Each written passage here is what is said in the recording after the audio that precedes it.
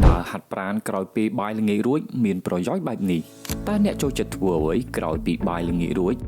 គេមើលទូរទស្សន៍ឬក៏មើលគេ live និយាយពីនេះពីនោះប្រសិនបើអ្នកចង់បានសុខភាពល្អអ្នកគួរសាកល្បងដើរហាត់ប្រាណដោយសារតែគេបានរកឃើញថាវាជួយដល់សុខភាពផ្លូវកាយនិងផ្លូវចិត្តបានយ៉ាងច្រើន 1. សម្រួលដល់ការច្រាលអាស៊ីតក្រពះវិធីនេះជួយបង្ការទឹកអាស៊ីតក្រពះមិនឲ្យច្រាលឡើងទៅបំពង់អាហារដែលការច្រាលឡើងភាគច្រើនកើតមាននៅពេលដែលអ្នកអង្គុយយូរឬគេងភ្លាមបន្ទាប់ពីទទួលទានអាហាររួចអ្នកត្រូវប្រកាសខ្លួនឯងផងថាអ្នកមិនបានទទួលទានអាហារណាដែលបង្កឲ្យមានការច្រាលទឹកអាស៊ីតក្រពះទើបការធ្វើបែបនេះអាចជួយអ្នកបាន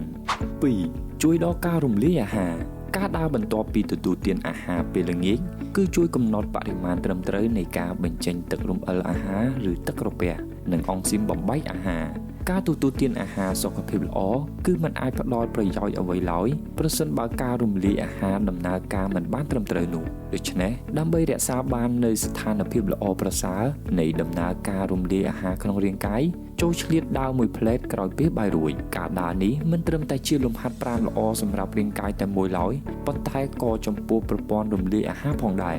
3. កាត់បន្ថយ stress ការចំណាយពេល20ទៅ30នាទីដើម្បីដើរភ្លាមៗក្រោយពីទទួលទានអាហាររួចគឺត្រូវបានណែនាំជាពិសេសសម្រាប់អ្នកដែលមានបញ្ហា stress ឬតានតឹងក្នុងអារម្មណ៍នេះជាវិធីបំបាត់ stress ដែលមិនអស់លុយដូចជាការកាត់ stress ផ្សេងៗទៀត